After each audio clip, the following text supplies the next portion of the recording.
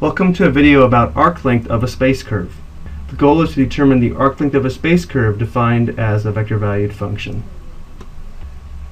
If a smooth curve is defined by a vector-valued function, as we see here, on the closed interval from a to b, the arc length is given by this definite integral. And this definition of arc length should look pretty familiar to you, because when we talked about this using parametric equations, it was defined in almost the exact same way.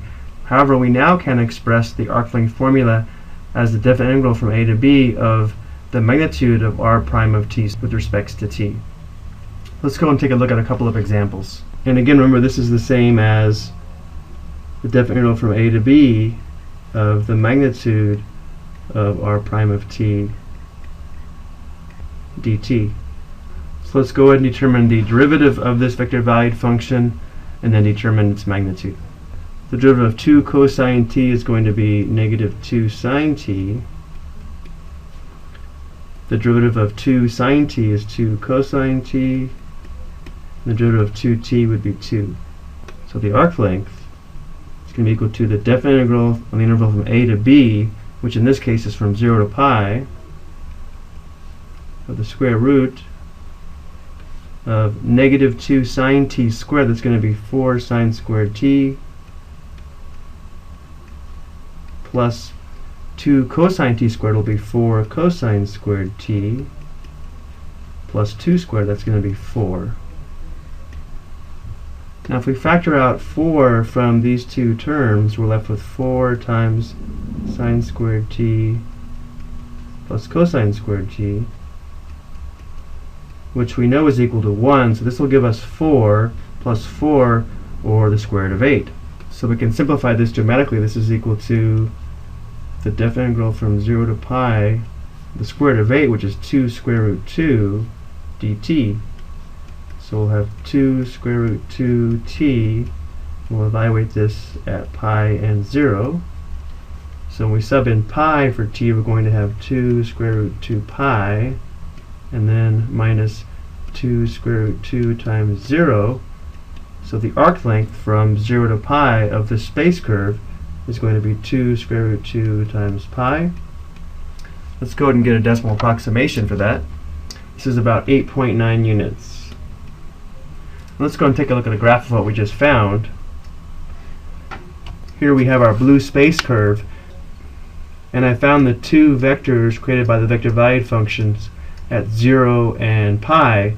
So the arc length that we found is the distance from this point here to this point here. Let's go and take a look at one more example. Determine the arc length of the curve defined by the vector-valued function, again on the interval from 0 to pi. Notice this vector-valued function only has an x and a y component, which means the z component would be equal to 0.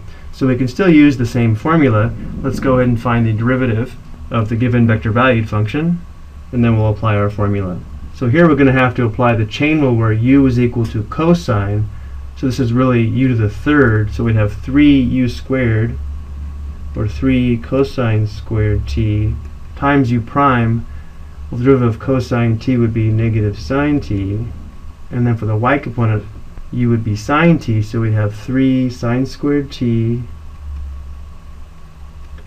times the derivative of u, or the derivative of sine, which is cosine t. Now before we set up this definite integral, notice the interval is from 0 to pi, but I provided the graph here because there is some symmetry that will allow us to modify how we set this up.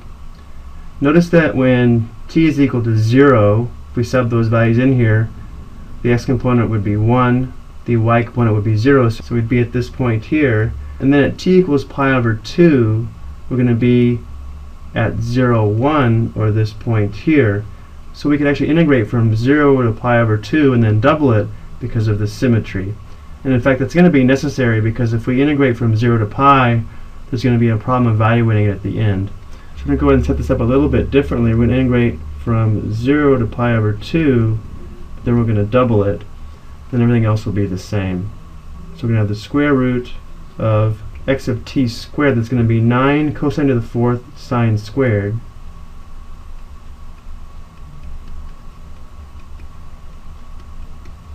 plus here we'll have 9 sine to the fourth cosine squared.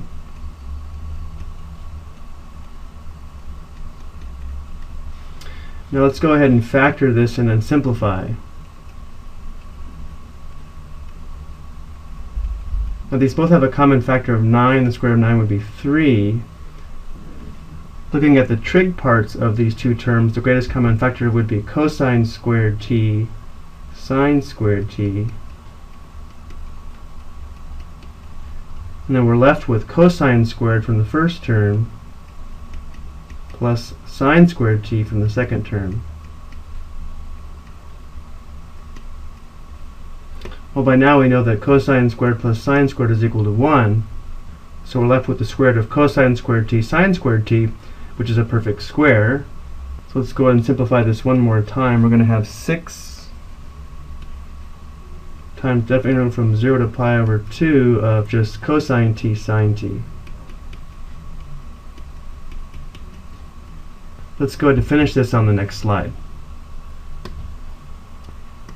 This is going to require u substitution. Let's go ahead and let u equal sine t. So du is going to be equal to cosine t dt. So this would be u, and then all of this is going to be du. So we write this in terms of u, we're going to have 6 and then just u du. So this would be 6 times u squared over 2. Let's go ahead and rewrite this in terms of t. So 6 divided by 2, that's going to be 3, and then u is equal to sine t, so we'll have sine squared t. We need to evaluate this at 0 and pi over 2. So when t is pi over 2, sine t is going to be 1. 1 squared is still 1, so we'll have 3 minus, we'll have 3 times the sine of 0, which is 0. The result is 3 units. Going back to our graph, the distance from 0 to pi, meaning the distance from here to here and here to here, would be equal to 3 units. Okay, that's going to do it for this video. Thank you for watching.